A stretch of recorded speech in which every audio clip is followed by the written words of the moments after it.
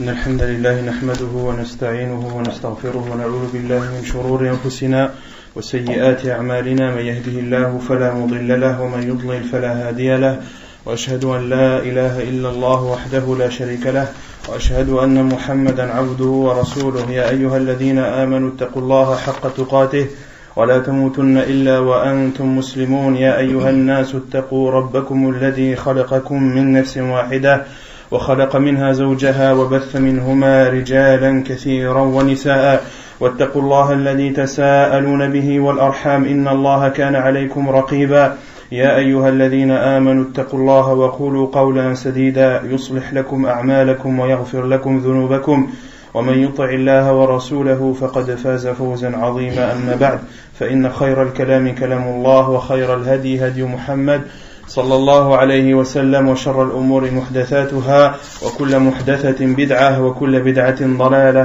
وكل ضلالة في النار وبعد. Donc nous continuons l'explication ainsi que les commentaires du livre Al-Wajiz fi fiqhi sunnati wal kitab al-aziz que l'on peut traduire par l'essentiel dans la compréhension du Coran et de la Sunna. La semaine dernière, on avait parlé de la prière en groupe. On avait tout d'abord parlé du jugement de cette prière. Quel est le jugement de la prière en groupe? ما حكمها؟ نعم بشي. هي فرض واجبة على من؟ على الذكر. أيوة. بالغ. أيوة. حر. أيوة. مقيم. En français? Un homme à l'homme. Donc la prière obligatoire la prière en groupe est obligatoire pour les hommes qui sont pubères. Pubères. Qui ne sont pas des esclaves. Qui ne sont pas des esclaves, qui soient libres. Qui soient résidents. Et qui soient résidents non voyageurs. Non voyageurs. Donc cela exclut, lorsque l'on dit qu'elle est obligatoire pour les hommes, cela exclut les femmes. Lorsqu'on dit que l'homme doit être pubère, cela exclut les enfants qui n'ont pas atteint l'âge de la puberté. Et lorsque l'on dit qu'il est libre, cela exclut les esclaves. Et lorsque l'on dit résident, cela exclut les personnes voyageurs, les hommes voyageurs. Non. On avait parlé de l'boulour, on avait dit qu'il y avait plusieurs signes. Parmi les signes, il y a le nabat al-shar, l'apparition des poils du pubis, on avait dit, ou sinon la moustache également, ou sinon on avait dit que c'était 15 ans pour l'homme. On avait dit que c'était 15 ans, car il y a un hadith sur cela où un compagnon qui était jeune à l'époque du prophète sallallahu alayhi wa sallam avait demandé la permission au prophète sallallahu alayhi wa sallam de combattre. Le prophète sallallahu ne lui a pas donné l'autorisation, et lorsqu'il avait 15 ans, le prophète sallallahu lui avait alors donné l'autorisation de combattre. Les savants ont déduit que s'il n'y a pas de signe à l'enfant de puberté, eh bien l'âge de 15 ans est le minimum, et l'âge minimum de l'homme. C'est l'âge auquel il atteint l'âge de la puberté. Bon, ça c'est pas à 10 ans. De la prière à 10 ans, ça c'est un conseil du prophète sallallahu alayhi wa sallam. Ça c'est un conseil du prophète sallallahu alayhi wa sallam, c'est-à-dire de les frapper s'ils ne prient pas à 10 ans. Ça ne veut pas dire qu'à 10 ans ils sont pubères. Non. Taïb. Quelles sont les preuves qu'on avait citées qui prouvent que la prière en groupe est obligatoire? Qui peut m'en citer au moins une? Non?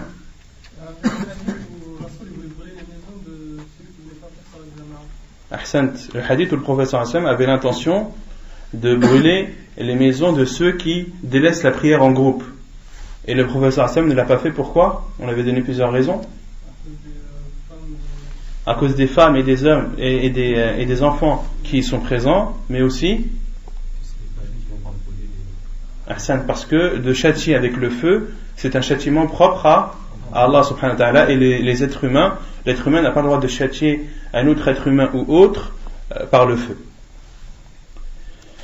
Ensuite on avait parlé des mérites de la prière en groupe. Quels sont les mérites de cette prière en groupe? Non? On a 27 fois plus de âge pour la prière en groupe. Il y a 27 fois plus de récompenses. Et on avait cité l'autre hadith qui citait combien? 25. Et on avait dit que, comment rassembler les deux hadiths de 27 et de 25? Non? Les 25 sont compris dans les 27. Ça, c'est la première. Non, la première explication, c'est que les 25 sont compris dans les 27. La deuxième, c'est que la révélation au début, c'était 25. Et que par la suite, Allah Azza wa Jalla a augmenté. Ahsant. Et la deuxième explication, c'est qu'au début, la prière en groupe était meilleure que la prière tout seul de 25 fois. Puis Allah subhanahu wa ta'ala a ajouté 2 et a révélé à son prophète sallallahu alayhi wa sallam que ce n'était plus 25 mais 27. Et Allah subhanahu wa ta'ala a voulu par là augmenter la récompense de ceux qui assistent à la prière en groupe. Donc il y a deux explications des savants sur le rassemblement des deux hadiths. Et on avait dit aussi un autre hadith qui nous montre les bienfaits de la prière en groupe, où le prophète sallallahu alayhi wa sallam nous informe que celui qui va à la mosquée et qui en revient, qu'est-ce qu'Allah subhanahu wa ta'ala lui réserve? Non? Il prépare à un invité. Ahsant. Allah subhanahu wa ta'ala lui prépare à cette personne ce qu'une personne prépare chez elle pour son invité. Lorsque tu as un invité chez toi, tu prépares à manger, tu prépares l'endroit où il va s'asseoir, etc. Et bien Allah subhanahu wa ta'ala, lorsque tu pars à la mosquée et que tu en reviens, Allah subhanahu wa ta'ala te prépare également ce que la personne prépare à un invité, mais le professeur Hassan m'a dit Nuzlahu min al-jannah. Allah subhanahu wa ta'ala te prépare, mais des préparations issues du paradis. Donc elles sont incomparables avec celles de cette vie d'ici-bas. Ensuite, on avait parlé du fait pour les femmes d'assister à la mosquée, à la prière en groupe à la mosquée. Qu'est-ce qu'on avait dit? Que le mieux pour les femmes, c'était de prier chez elles. Car le professeur sallam a dit La tamna'u ima Allah masajid Allah, n'interdisez pas aux serviteuses d'Allah les mosquées d'Allah. Et ensuite le professeur sallam a dit Wa buyutuhunna khayrun lahun, et leur maison est meilleure pour elles. On avait même dit que le prophète sallam avait dit à une des femmes qui lui avait questionné, qui lui avait dit qu'elle aimait prier avec lui dans sa mosquée. Le professeur sallam, qu'est-ce qu'il lui a répondu? Non. Le professeur sallam lui a répondu que la prière lui a répondu que plus la femme prie dans son intimité et plus sa prière est meilleure. On avait dit que la femme qui prie dans sa chambre à coucher, sa prière est meilleure que si elle prie dans le salon par exemple, et qu'elle prie dans n'importe quel endroit de chez elle est meilleure que de prier dans la mosquée. D'accord? Le prophète sallam a dit Fi masjidi qawmiki, dans la mosquée de ton peuple, yani dans la mosquée qui t'est voisine. Et le prophète sallam a dit Wa salatuki fi masjidi qawmiki khayrun laki fi masjidi. Et le prophète sallam lui a dit et la prière que tu fais dans la mosquée qui est proche de chez toi est meilleure que la prière que tu ferais dans ma mosquée. D'accord? Donc il est recommandé à la femme, et le mieux pour elle, le préférable, c'est de prier chez elle, et si elle veut prier à la mosquée, qu'elle prie alors dans la mosquée qui est la plus proche de chez elle. Ensuite, on avait parlé du comportement à avoir lorsque l'on se rend à la mosquée. Qu'est-ce qu'on avait dit? On avait dit deux choses à ce sujet. Il doit y aller avec sérénité, car le prophète sallallahu alayhi wa sallam a condamné à ses compagnons qui étaient rentrés dans la mosquée en faisant du bruit, car ils étaient précipités. Le prophète sallallahu alayhi wa sallam a dit Ida ataytum al-masjid fa'tu wa alaykum bis-sakinah. Lorsque vous vous rendez à la mosquée, rendez-vous à cette mosquée en étant serein. فَمَا أَدْرَكْتُمْ فَصَلُّوا وَمَا فَاتَكُمْ فَأَتِمُّوا. Ce que vous avez atteint de la prière, priez-le, et ce que vous avez raté, rattrapez-le. Et il y a un autre comportement à avoir lorsque l'on se rend à la mosquée. Quel est-il? On a dit at-tuma'nina, as-sakina, c'est pareil. La sérénité et la tranquillité, ce sont des synonymes. Il y a un autre comportement à avoir lorsque l'on se rend à la mosquée. Ahsant, ne pas s'entremêler les doigts. Le professeur Hassan naha an tashbik al-asabi'. Il a dit fala yushabbikanna bayna asabi'ihi fa innahu fi salah. Pourquoi? Car celui qui se rend à la mosquée, il est considéré comme étant en état de prière. Ensuite, on avait dit aussi les paroles à dire pour celui qui sort de chez lui pour se rendre à la mosquée. on avait cité deux invocations. La première, Bismillah, tawakkaltu ala Allah, wa la hawla wa la quwwata illa billah. Et on avait dit que cette invocation n'était pas propre à la personne lorsqu'elle sort de chez elle pour se rendre à la mosquée, mais que c'était général. À chaque fois que tu sors de chez toi, dis Bismillah, tawakkaltu ala Allah, wa la hawla wa la quwwata illa billah. Et il y a aussi l'autre invocation, qui celle-ci est propre lorsque tu te rends à la mosquée, c'est Allahumma ja'al fi qalbi noura, wa fi lisani noura, wa fi sam'i noura, wa fi basari noura, waj'al min khalfi noura, wa min amami noura, wa min fawqi noura, wa min tahti noura, Allahumma a'tini noura. D'accord? Et on avait dit que cette invocation a été encore plus recommandée à dire lorsque la personne se rend à la mosquée pour la prière de Subh. Non. Il n'y a pas des versions plus longues de cette Allahu a'lam. Est-ce qu'il y a une version plus longue? Je ne sais pas. J'ai vu dans un livre, je ne sais pas si tu connais, ceux qui donnent à l'Arabie Saoudite. Hassan Muslim, la citadelle du musulman. Ouais, c'est possible, et elle est beaucoup plus longue. C'est possible, Akhi. C'est possible qu'il y ait plusieurs versions. Non. Et ensuite, on avait cité le comportement à avoir lorsque l'on entre à la mosquée. Quels sont les comportements à avoir lorsque l'on entre à la mosquée? Le premier, de rentrer par le pied droit. Quelle est la preuve? Le hadith de Anas radiyallahu anhu qui dit min as-sunnati, fait partie de la sunna lorsque tu entres dans la mosquée d'entrer avec ton pied droit, et lorsque tu en sors, d'en sortir avec le pied gauche.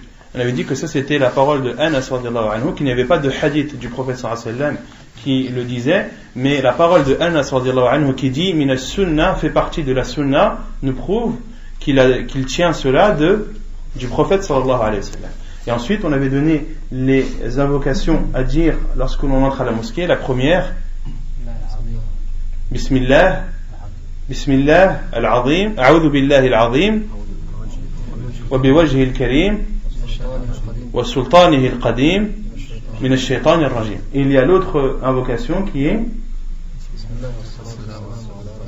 Bismillah, wa salamu ala rasulillah, Allahumma ghfir li dhunubi, wa ftah li abwaba rahmatik. Lorsque tu entres. Et on avait dit qu'il y avait deux versions. Tu pouvais dire Alhamd Bismillah, wassalamu ala rasulillah, ou bien de dire Bismillah, wassalatu, wassalamu ala rasulillah. Les deux étaient rapportés. Et lorsque tu sors, de dire Bismillah, wassalatu, wassalamu ala rasulillah, ou bien Bismillah, wassalamu ala rasulillah, Allahumma ghfir li dhunubi, waftah li abwaba fadlik. Waftah li abwaba fadlik. Les savants ont dit pourquoi est-ce que lorsque tu entres, tu dis waftah li abwaba rahmatik, ouvre-moi les portes de ta miséricorde, car tu entres dans la mosquée. Tu vas prier, tu vas te rapprocher d'Allah subhanahu wa ta'ala, donc tu demandes et tu espères sa miséricorde. Et lorsque tu sors et que tu dis Allahumma inni as'aluka min fadlik, oh Allah, je te demande tes bienfaits, c'est-à-dire lorsque tu sors, que tu as fini ta prière, que tu as fini ton adoration, tu demandes à Allah subhanahu wa ta'ala ces bienfaits, qu'il t'accorde les bienfaits de cette vie d'ici-bas, comme rizq, comme pourvoyance et autres, mais également les bienfaits de l'au-delà. Ensuite, on avait parlé de Tahiyyat al-Masjid, les prières, les deux rak'at, les deux unités de prière que tu fais en guise de salut à la mosquée. On avait dit Tahiyyat al-Masjid, qu'est-ce que cela signifiait lorsque l'on parle de Tahiyyat al-Masjid? Est-ce que c'est une prière propre lorsque tu entres à la mosquée, ou est-ce que c'est plus vaste? C'est plus vaste. On avait dit que c'était Al-Maqsoud, An tashghala ishghalu al-buq'ati bis-salah. On avait dit que Tahiyyat al-Masjid, cela signifiait d'occuper l'endroit où tu vas t'asseoir dans la mosquée par une prière. Soit c'est une prière que tu fais en ayant l'intention que c'est Tahiyyat al-Masjid, mais ça peut être une autre prière.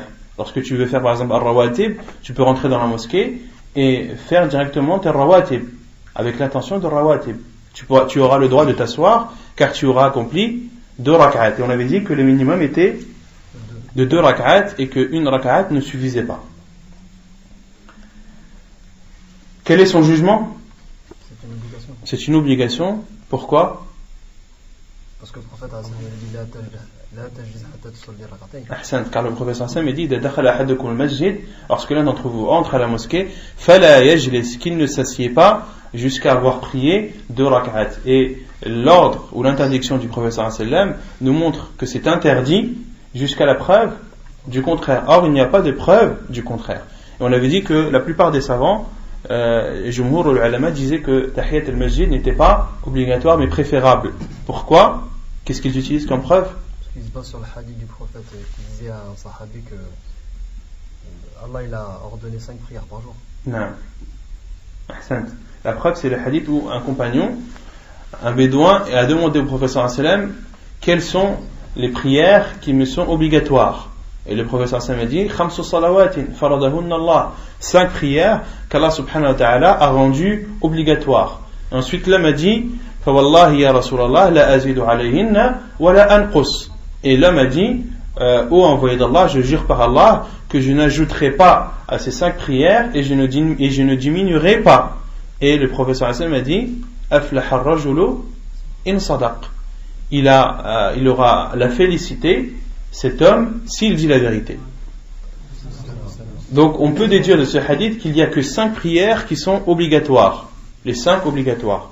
Et comment les autres savants ont répondu à ce hadith? Qui connaît la réponse à part Bachir? C'était les prières de la journée. Non? Ça concernait uniquement les prières de la journée. Les savants ont répondu à ce hadith en disant que l'homme est venu demander au prophète sallallahu alayhi wa sallam les prières qui lui étaient obligatoires tous les jours. Et le prophète sallallahu alayhi wa sallam lui a répondu que les prières qui étaient obligatoires tous les jours étaient au nombre de 5. Et que le fait que le prophète sallallahu alayhi wa sallam lui ait répondu ainsi ne signifie pas qu'il n'y a pas d'autres prières qui ont le jugement ou le statut d'obligatoire. Et on avait donné l'exemple de celui qui a fait le vœu de prier 2 rak'at, ou 4 ou 6. Celui qui fait le vœu de faire une chose qui à la base est préférable, cette chose devient pour lui obligatoire, que ce soit une prière, un jeûne ou une aumône. D'accord? Si tu as fait le vœu de donner une somme d'argent à une personne, par exemple si Allah t'accorde ceci, tu donneras telle somme à telle personne, eh bien il te devient pour toi obligatoire de donner cette somme à cette personne. De même pour les prières. Donc les savants ont répondu en disant qu'il y a des cas, des causes, des choses qui arrivent qui font que la prière devient obligatoire. On avait aussi donné l'exemple, on avait parlé de ce sujet lors de la prière de l'éclipse. D'accord? On avait dit que la prière de l'éclipse, elle était obligatoire à la fardu kifaya, elle était obligatoire pour une partie des musulmans lorsqu'elle s'en acquitte, et que ce qui rend obligatoire, c'est l'apparition de l'éclipse. Comme ce qui rend obligatoire les 2 rak'at que la personne a fait après avoir fait un vœu, quelle est la cause? C'est le vœu, le fait qu'il ait fait le vœu. Et de même pour la mosquée, lorsque tu entres dans la mosquée, qu'est-ce qui fait que ces 2 rak'at sont obligatoires? C'est le fait que tu sois entré dans la mosquée. Wallahu a'lam. Non. C'est le fait de rentrer à la mosquée, mais si par exemple il n'a pas l'intention de s'asseoir, il ne le fait pas. Non, s'il ne s'assied pas, il n'est pas obligé de les faire. S'il veut s'asseoir, il le fait. S'il veut s'asseoir, le prophète me dit fala yajlis, qu'il ne s'assied pas jusqu'à avoir fait les 2 rak'at. Non. Ensuite, on avait dit, même si l'imam est en train de faire la khutbah, en train de faire son discours du vendredi. Lorsque tu entres et que l'imam fait son discours du vendredi, alors tu t'assieds ou tu fais 2 rak'at? Tu fais 2 rak'at. Pourquoi? Quelle est la preuve? Parce qu'il y a un homme qui a fait ça au temps du prophèt. Non. Le prophète, il a dit, est-ce que tu as pris? Il a dit non, il a dit, qu'on me fasse Ahsan, car un homme est rentré au temps du professeur sallam, il s'est assis pendant que le professeur sallam donnait son sermon. Et il lui a dit, est-ce que tu as prié? L'homme a répondu non. Le professeur sallam a dit, qum farka, lève-toi et prie. Si tu entres dans la mosquée et qu'il y a l'adhan, dans une prière, une des 5 prières, qu'est-ce que tu fais? Qui connaît la réponse? Non? On écoute l'adhan, parce que c'est un wajib qui passe avant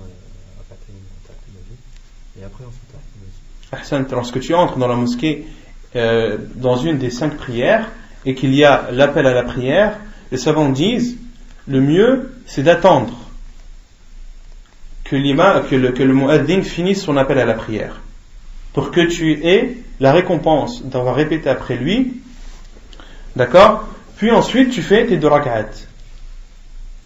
Mais il est autorisé pour toi de faire 2 rak'at pendant l'adhan, mais le mieux c'est de rassembler les 2 bien, d'accord, sauf, les savants disent sauf pendant l'adhan du jour du vendredi, pendant l'adhan de l'Jumu'ah. Pendant l'adhan de l'Jumu'ah, les savants disent, lorsque tu entres et qu'il y a l'adhan, prie 2 rak'at, pour qu'ensuite tu sois prêt à écouter le discours de l'imam, car l'écoute du discours de l'imam est une obligation.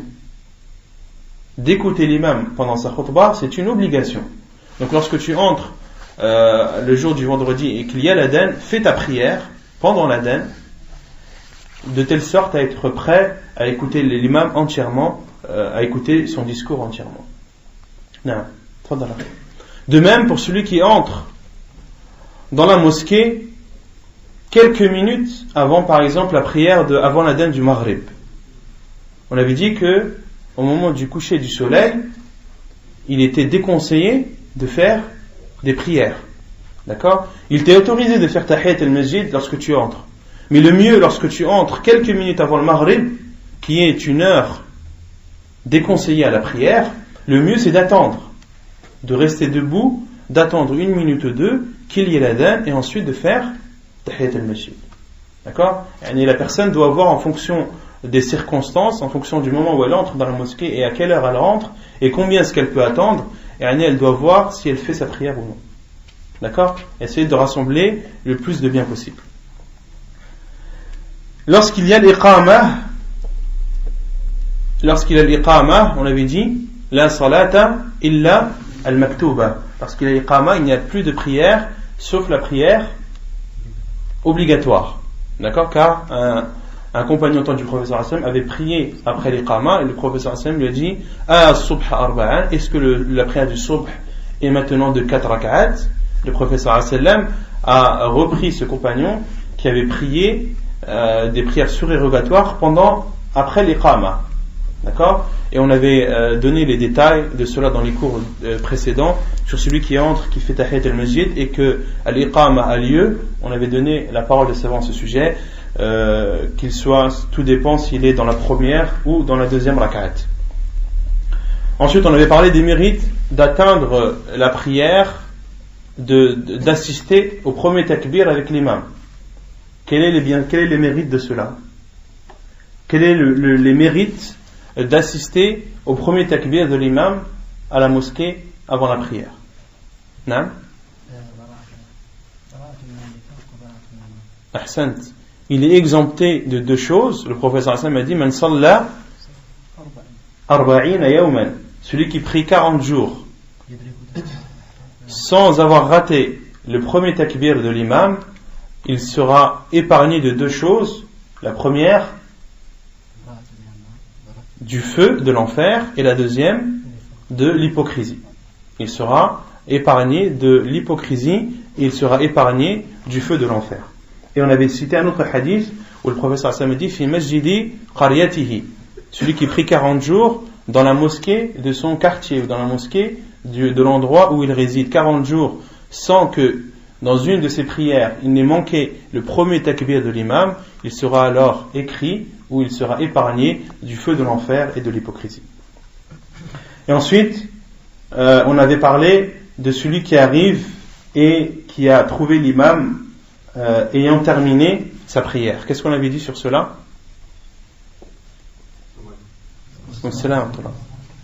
Celui qui arrive à la mosquée, l'imam a terminé sa prière. Est-ce qu'il a une récompense ou pas? Non. Il a une récompense. Quelle est la preuve? Le hadith il est long. Hein? Quelle est la preuve? Non? Non, la preuve c'est le hadith du professeur sallam qui dit que lorsque tu arrives et que tu atteins une partie de la prière, ghufira lahu, le professeur sallam a dit ses péchés seront pardonnés. s'il atteint toute la prière, ses péchés seront pardonnés. Le prophète sallallahu alayhi wa sallam a dit, s'il atteint une partie de la prière, il rattrape ce qu'il a manqué, et ses péchés seront fakana kadhalik.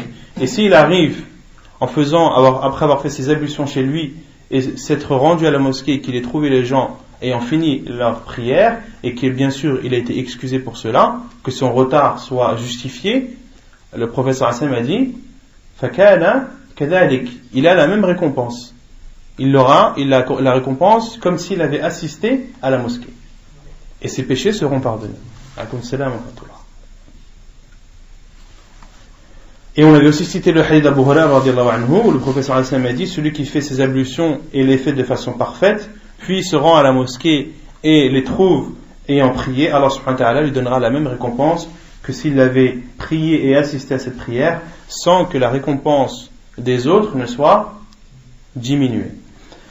Ensuite, on avait parlé de, lorsque tu entres dans la mosquée, d'entrer et de faire la même posture que celle de l'imam. Si tu trouves l'imam debout, tu dois être debout. Si tu trouves l'imam en état de ruku', tu dois t'incliner. Si tu trouves l'imam en état de prosternation, tu dois te prosterner, etc., etc. On avait cité le hadith d'Ali ibn Abi Talib et de Mu'adh ibn Jabal qui ont dit que le prophète sallallahu alayhi wa sallam a dit, lorsque l'un d'entre vous se rend à la mosquée et que l'imam est dans une posture, qu'il fasse la même posture que l'imam. Non. Et quand il rentre avec takbirat al-ihram. Après, est-ce qu'il refait takbir pour aller Bien sûr. S'il trouve l'imam prosterné, il doit tout d'abord faire le premier takbir qui est takbirat al-ihram, le takbir qui le fait entrer dans la prière, puis il fait le takbir pour descendre et se prosterner. Et le premier est obligatoire, c'est même un pilier de la prière. S'il rentre dans sa prière en faisant le takbir, en ayant l'intention que ce soit le takbir de la descente vers la prosternation, il n'est même pas entré en prière. Sa prière n'est pas valide. Donc il doit obligatoirement faire le premier takbir, le takbir al-ihram, le takbir sacré, puis de faire le takbir en s'abaissant et en descendant vers la prosternation. C'est juste de faire takbir al-ihram et de descendre directement sans faire l'autre takbir. On avait dit takbirat al-intiqal. Quel était le jugement de takbirat al-intiqal? Les takbirs de l'intiqal, les takbirs que l'on fait lorsque l'on se lève, lorsque l'on fait des mouvements dans la prière. On avait dit que c'est une sunna ou c'était obligatoire? Hein? C'est une obligation. Takbirat al-intiqal wajibah. Les takbirs que tu fais lorsque tu te prosternes, lorsque tu te relèves de la prosternation, lorsque tu t'inclines, lorsque tu te relèves de l'inclinaison, elles sont obligatoires, elles sont wajibah. Non. Par exemple, avant de se relever, si l'imam ne fait pas, il y a une pause de quoi avant de se relever. Et si l'imam ne la fait pas, non. Est-ce que nous on l'a fait ou il faut suivre directement l'imam ou c'est pas directement? الله أعلم لا أدري شو صفة لا أدري. طيب يقول المؤلف متى يعتد بالركعة؟ عن أبي هريرة قال قال رسول الله صلى الله عليه وسلم إذا جئتم إلى الصلاة ونحن سجود فاسجدوا ولا تعتدوا شيئا ومن أدرك الركعة فقد أدرك الصلاة حديث صحيح رواه أبو داود. Quand est-ce que l'on comptabilise une rak'ah? Selon Abu Hurairah radiyallahu anhu, il dit, le prophète sallallahu alayhi wa sallam a dit, lorsque vous arrivez à la prière et que nous sommes prosternés, prosternez-vous et ne comptabilisez pas la rak'ah. Ne comptabilisez rien. وَمَنْ أَدْرَكَ الرَّكْعَةَ فَقَدْ أَدْرَكَ الصَّلَاةَ. Et celui qui a atteint ar-rak'ah, les savants ont expliqué ar-rak'ah ici comme étant ar-ruku', comme étant l'inclinaison. Et celui qui a atteint l'inclinaison a alors atteint la prière. Autrement dit, celui qui arrive à la dernière rak'ah et qu'il a atteint l'inclinaison de cette rak'ah, il a alors atteint la prière. فَقَدْ أَدْرَكَ الصَّلَاةَ. Et dans une autre version, مَنْ أَدْرَكَ الرُّكُوعَ فَقَدْ أَدْرَكَ الرَّكْعَةَ. Dans une autre version d'Abu Daoud, le prophète sallallahu alayhi wa sallam a dit وَمَنْ أَدْرَكَ الرُّكُوعَ. Et celui qui a atteint le ruku' a atteint la rak'ah. D'accord? Donc ce qui fait que tu as atteint une rak'ah ou non, c'est est-ce que tu as fait le ruku' avec l'imam ou non. Comme l'a dit Ibn Umar radiyallahu anhu, lorsque tu poses tes mains sur tes genoux et que l'imam est encore raki', est encore incliné, alors tu as atteint la rak'ah. D'accord? Et à partir du moment où l'imam relève sa tête et que toi tu n'es pas encore en état d'inclinaison, tu ne dois pas comptabiliser cette raka'a et tu dois la refaire. C'est clair? طيب من ركع دون الصف, celui qui fait l'inclinaison en dehors du rang. عن أبي بكرة أنه انتهى إلى النبي صلى الله عليه وسلم وهو راكع فركع قبل أن يصل إلى الصف فذكر ذلك للنبي صلى الله عليه وسلم فقال زادك الله حرصا ولا تعد. حديث صحيح رواه البخاري وأبو داود والنسائي. وعن عطاء أنه سمع ابن الزبير على المنبر يقول إذا دخل أحدكم المسجد والناس ركوع فليركع حتى يدخل ثم يدب راكعا حتى يدخل في الصف فإن ذلك السنة. وعن أبي زيد بن وهب قال خرجت مع عبد الله يعني ابن مسعود من داره إلى المسجد فلما توسطنا المسجد ركع الإمام فكبر عبد الله وركعت معه ثم مشينا حتى انتهينا إلى الصف حين رفع القوم رؤوسهم فلما قضى الإمام الصلاة قمت وأنا أرى أني لم أدرك فأخذ عبد الله بيدي وأجلسني ثم قال إنك قد أدركت. حديث صحيح جاءت رواه البيهقي وهو في السلسلة الصحيحة. Donc quel est le jugement de celui qui fait l'inclinaison en dehors du saf? Selon Abu Bakrah, ce n'est pas Abu Bakr, c'est Abu Bakrah, il dit je suis arrivé au prophète sallallahu alayhi wa sallam, où j'ai atteint le prophète sallallahu alayhi wa sallam alors qu'il était en état d'inclinaison. فركع وهو راكع فركع قبل أن يصل إلى الصف. Et Abu Bakrah a dit qu'il s'est incliné avant d'avoir atteint le rang. فذكر ذلك للنبي صلى الله عليه وسلم. Puis il a informé de cela au prophète sallallahu alayhi wa sallam, et le prophète sallallahu alayhi wa sallam lui a dit زادك الله حرصا ولا تعود, qu'Allah augmente ton courage ou qu'Allah t'encourage, mais ne recommence pas. Hadith authentique rapporté par Ibn Majah, Al-Bukhari et An-Nasa'i. Autrement dit, dans ce hadith, qu'est-ce qu'on peut en déduire? On recommence pas à faire quoi? On commence pas à faire ce que tu as fait là. Non, le compagnon est arrivé alors que le professeur Hassan était incliné. Il s'est incliné alors qu'il n'était pas encore arrivé au rang et s'est avancé jusqu'au rang. Il a informé de cela au professeur Hassan et le professeur Hassan lui a dit qu'Allah t'encourage, mais ne recommence pas. Il y a deux explications des savants. Certains savants ont dit ne recommence pas à faire ce que tu as fait, c'est-à-dire de t'incliner en dehors du rang. Et d'autres savants ont dit wala ta'ud, ne recommence pas, c'est-à-dire ne recommence pas à être précipité. Ne recommence pas à te précipiter lorsque tu te rends à la prière. Car ce compagnon, lorsqu'il est rentré, il a fait du bruit. Il s'est précipité et a fait du bruit. Et les savants ont dit que le prophète sallallahu alayhi wa sallam ne lui a pas reproché d'avoir fait ar-ruku', ne lui a pas reproché d'avoir fait l'inclinaison en dehors du saf, mais il lui a reproché de s'être précipité et de ne pas s'être rendu à la mosquée en étant serein.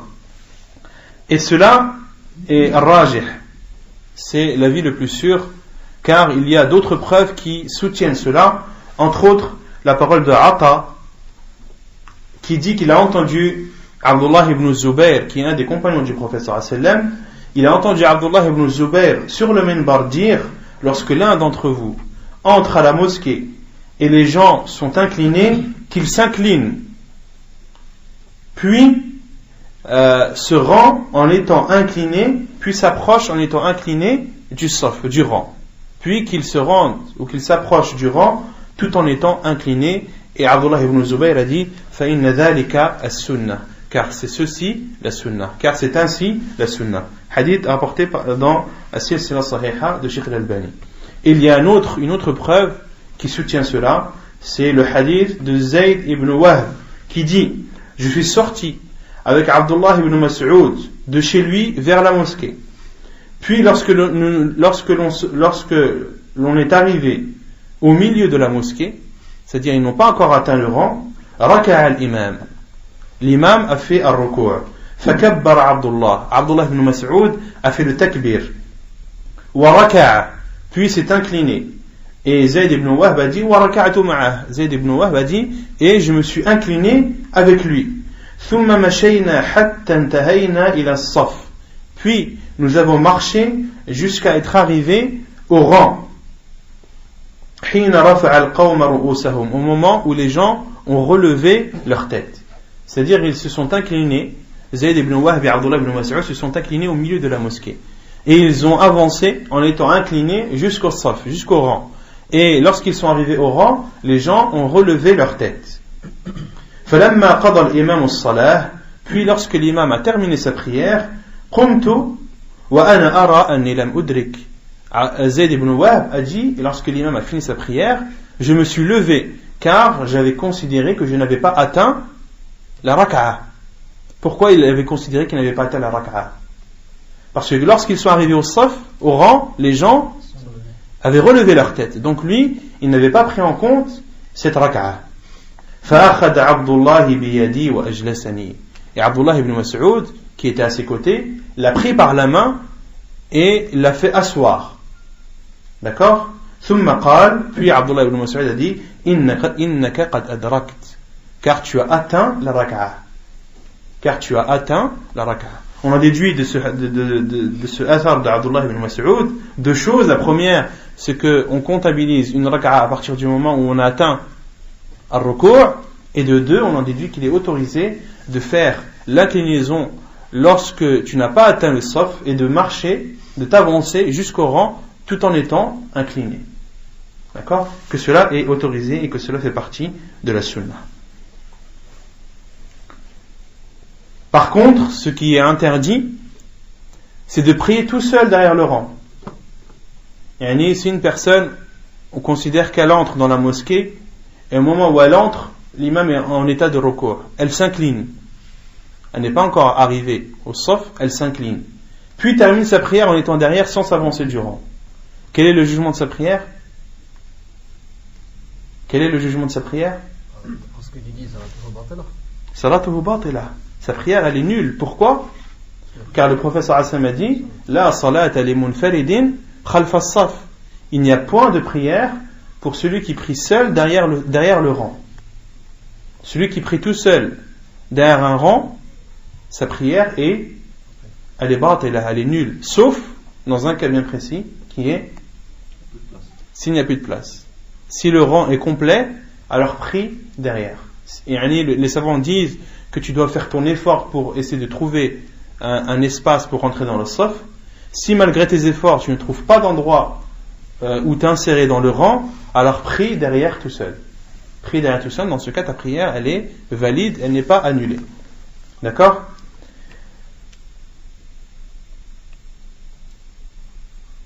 Il y a aussi un autre sujet pour celui qui prie derrière le saf.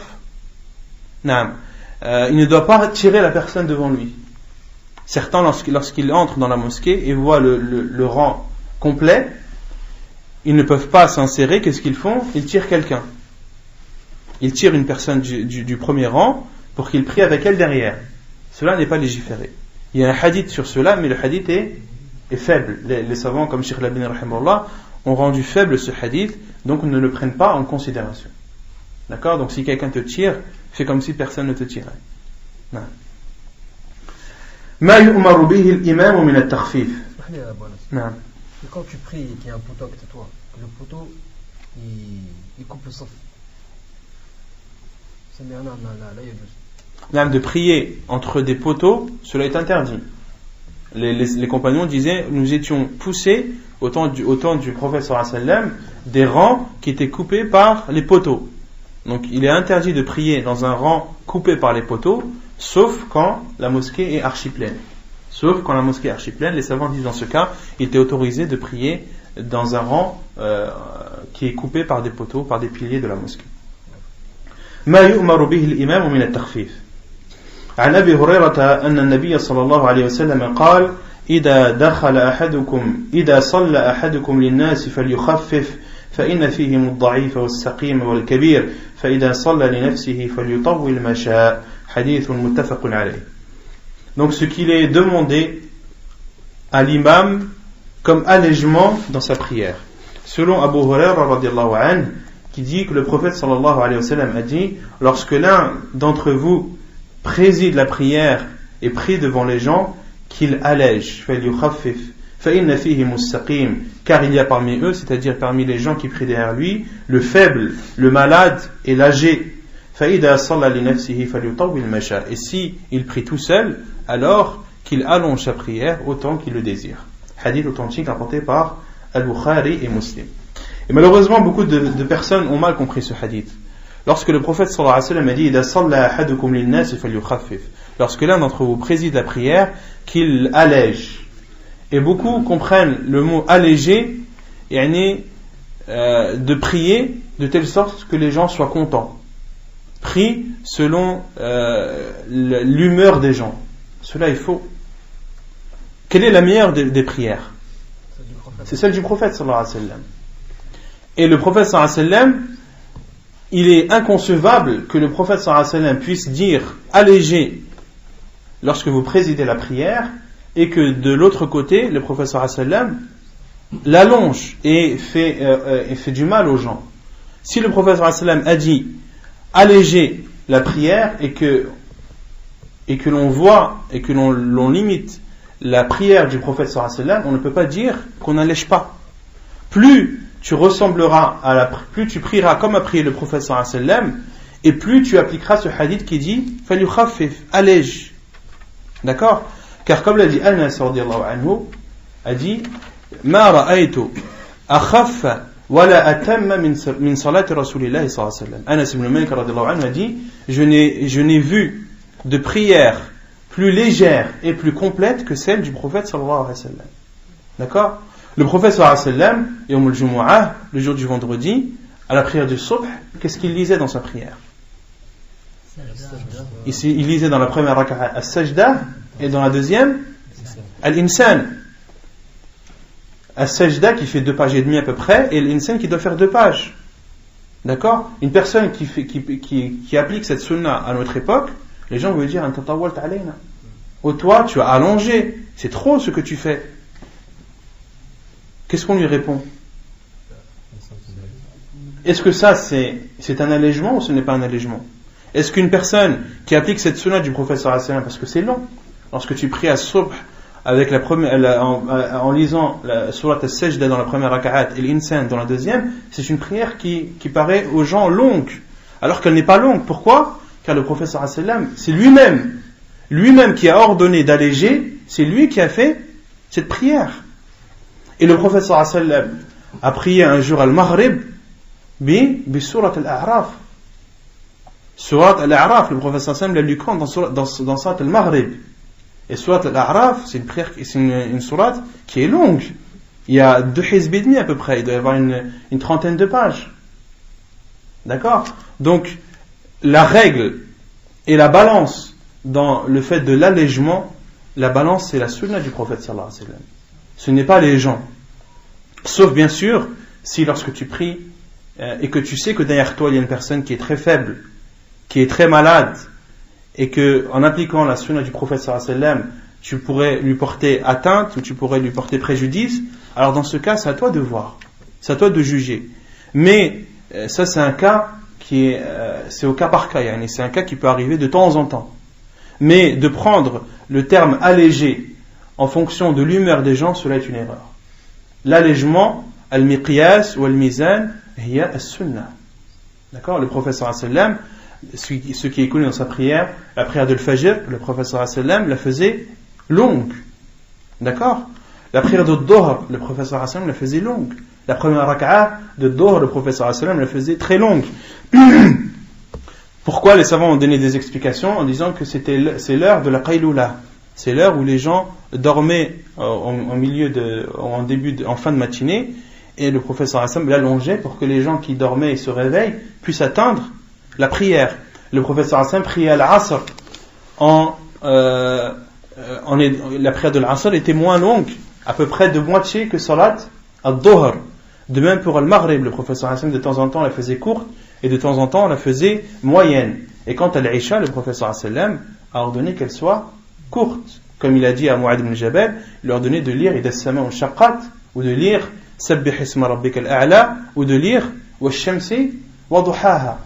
Donc, plus tu appliques cette sunna du prophète sallallahu alayhi wa sallam dans les prières, le prophète sallallahu alayhi wa sallam priait toujours la première rak'at plus longue que la seconde. Yani, le but c'est d'appliquer la sunna du prophète sallallahu alayhi wa sallam, et si tu vois que un jour ou un autre, il y a une personne qui est faible derrière toi, ou que tu sais qu'elle est malade et qu'elle ne pourra pas résister, ou que d'allonger un peu ta prière lui portera préjudice, alors c'est à toi de voir. C'est à toi de voir et de juger. Italatul imam al-rak'a al-oula. Le fait pour l'imam d'allonger la première rak'a. An Abi Sa'id qala لقد كان رسول الله صلى الله عليه وسلم لقد كانت صلاة الظهر تقام فيذهب الذاهب إلى البقيع فيقضي حاجته ثم يتوضأ ثم يأتي ورسول الله صلى الله عليه وسلم في الركعة الأولى مما يطولها حديث صحيح رواه مسلم والنسائي. Selon Abu Sa'id qui dit il était لقد كانت صلاة الظهر تقام, on commençait la prière de Dhuhr, puis l'un d'entre nous pouvait partir à Al-Baqi', le cimetière qui est proche de la mosquée du prophète sallallahu alayhi wa sallam. Il se rendait, une personne d'entre nous pouvait se rendre à Al-Baqi', faire ses besoins, thumma yatawadda, puis faire ses ablutions, et dans une autre version, thumma ya'ti ahlahu wa yatawadda. Dans une autre version, puis entre chez lui, c'est-à-dire retourne chez lui pour faire ses ablutions, puis revient à la mosquée, wa Rasulullah sallallahu alayhi wa sallam fi rak'ati al-oula. Et le prophète sallallahu alayhi wa sallam était toujours dans la première rak'ah, mimma yatuluha, pour montrer à quel point le prophète sallallahu alayhi wa sallam allongeait cette première rak'ah. Et donc ça c'est un exemple que l'auteur a donné pour la prière de Dhuhr, car la rak'ah que le prophète sallallahu alayhi wa sallam allongé le plus, c'était celle de Dhuhr. Et il y a un autre hadith d'Abu Qatada radiyallahu anhu, que l'auteur n'a pas cité, que le prophète sallallahu alayhi wa sallam a dit, que Abu Qatada dit que le prophète sallallahu alayhi wa sallam allongeait la première rak'ah plus que la seconde. Et il faisait ainsi dans la prière de l'Asr et dans la prière de As-Subh. D'accord? Donc on en déduit que dans les prières du prophète sallallahu alayhi wa sallam, il allongeait toujours la première rak'ah plus que la seconde. Wujubu mutaba'ati al-imam wa hurmatu musabaqatihi. L'obligation de suivre l'imam et l'interdiction de le précéder. عن أنس أن النبي صلى الله عليه وسلم قال إنما جعل الإمام ليؤتم به فإذا كبر فكبروا وإذا سجد فاسجدوا وإذا رفع فارفعوا حديث متفق عليه. Selon Anas, le prophète sallallahu alayhi wa sallam a dit l'imam est fait pour être suivi. Lorsqu'il dit Allahu Akbar, dites Allahu Akbar. Lorsqu'il se prosterne, prosternez-vous. Lorsqu'il se relève, relevez-vous. وعن أبي هريرة أن النبي صلى الله عليه وسلم قال أما يخشى أحدكم إذا رفع رأسه قبل الإمام أن يجعل الله رأسه رأس حمار أو يجعل الله سورته سورة حمار حديث متفق عليه. Et selon Abu Huraira رضي الله عنه qui dit que le prophète sallallahu alayhi wa sallam a dit l'un d'entre vous n'a-t-il pas peur lorsqu'il relève sa tête avant l'imam qu'Allah subhanahu wa ta'ala transforme sa tête en celle d'un âne, ou qu'il transforme son image et son apparence en l'apparence d'un âne. Hadith authentique rapporté par Al-Bukhari et Muslim. On a déduit de ce hadith qu'il est interdit à la personne qui prie derrière l'imam de le précéder, que cela fait partie des kaba'ir, cela fait partie des grands péchés. Pourquoi est-ce que cela fait partie des grands péchés? Car le prophète sallallahu alayhi wa sallam a mis en garde et a donné un châtiment. Il a dit, n'a-t-il pas peur que Allah subhanahu wa ta'ala transforme sa tête lorsqu'il relève sa tête avant celle de l'imam, qu'Allah transforme sa tête en la tête d'un âne, ou qu'il transforme carrément son image en l'image d'un âne, ou son apparence en l'apparence d'un âne. Donc cela prouve que de se relever avant l'imam et de le précéder dans ses faits et gestes, que cela fait partie des grands péchés, qu'Allah subhanahu wa ta'ala nous en préserve. Et les savants disent, quant à celui qui fait les mouvements en même temps que celui de l'imam, cela est déconseillé. Certains savants disent que c'est interdit, d'autres savants disent que c'est déconseillé, sauf pour un seul acte. qui est non. Takbirat al-ihram. Sauf pour takbirat al-ihram. Lorsque tu fais le premier takbir en même temps que l'imam, ta prière elle est batila. Lorsque tu fais le premier takbir en même temps que celui de l'imam, ta prière est annulée. Non, pourquoi? Quand est-ce que l'imam entre en prière? Lorsqu'il a fait le takbir, lorsqu'il a dit Allahu Akbar, lorsqu'il a fini le takbir, c'est là où l'imam entre en prière.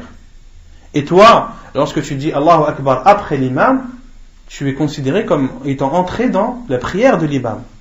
Mais si tu fais le takbir en même temps que l'imam, tu seras entré en prière avant lui.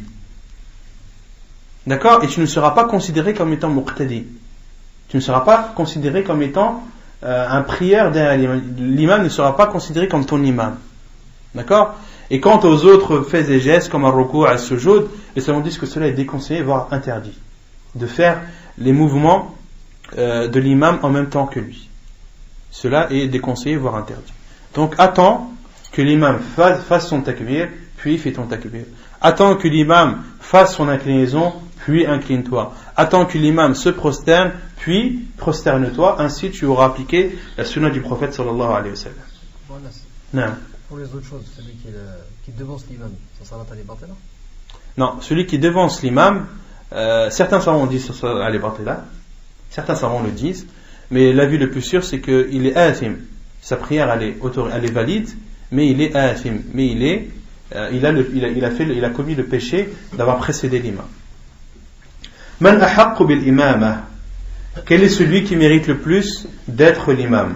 عن أبي مسعود الأنصاري قال قال رسول الله صلى الله عليه وسلم يؤم القوم أقرأهم لكتاب الله فإن كانوا في القراءة سواء فأعلمهم بالسنة فإن كانوا في السنة سواء فأقدمهم هجرة فإن كانوا في الهجرة سواء فأقدمهم سلما ولا يؤمن الرجل في سلطانه ولا يقعد في بيته على تكريمته إلا بإذنه. وفي هذا الحديث أن صاحب الدار والإمام الراتب ونحوهما أحق بالإمامة من غيرهما إلا أن يأذن له لقوله صلى الله عليه وسلم ولا يؤمن الرجل في سلطانه. Donc quel est celui qui mérite le plus d'être l'imam? Selon Abu Mas'ud al-Ansari dit, le prophète sallallahu alayhi wa sallam a dit, celui qui préside le peuple est celui qui connaît le mieux le Coran, qui connaît le mieux le livre d'Allah. Et s'ils sont dans la lecture et dans la connaissance du livre d'Allah égaux, alors c'est celui qui connaît le plus la sunna. Et s'ils sont dans la connaissance de la sunna au même niveau, alors c'est le premier qui a émigré. Et s'ils sont dans la période de l'immigration identique, alors c'est celui qui s'est le premier converti. Et qu'un homme ne préside pas un autre dans son territoire. Fi sultani, dans son territoire. Et qu'il ne s'assied pas dans des endroits qui lui sont chers sans son autorisation. Hadith authentique rapporté par Muslim, At-Tirmidhi, Abu Daoud et Nasa'i. Donc dans ce hadith, le hadith d'Abu Mas'ud al-Ansari, le prophète sallallahu alayhi wa sallam a dit, celui qui préside le peuple, aqra'uhum li kitabillah, c'est celui qui connaît le mieux le Coran. Qui connaît le mieux, les savants disent, ahfaduhum li kitabillah, celui qui en mémorise, celui qui en a mémorisé le plus. Aqra'uhum ay ahfaduhum li kitabillah. Quelle est la preuve? La preuve c'est un autre hadith, le hadith de Amr ibn Salama, où le prophète sallallahu alayhi wa sallam a dit wal ya'ummukum aktharukum qur'ana. Le hadith de Amr ibn Salama qu'on va citer ensuite après, où le prophète sallallahu alayhi wa sallam a dit et que préside votre prière celui qui a le plus de Coran. Celui qui a le plus de Coran. Donc la règle, c'est celui qui a le plus, celui qui connaît une plus grande quantité de prières, de Coran à fois. Ce n'est pas celui qui lit le mieux.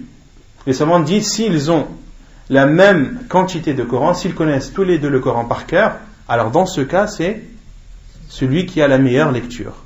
D'accord? Mais si il y a une personne qui connaît la moitié du Coran et l'autre qui connaît le Coran entier, et que celui qui connaît le Coran entier lit moins bien ou a une voix moins belle que celui qui en connaît la moitié, quel est celui qui mérite le plus de prier?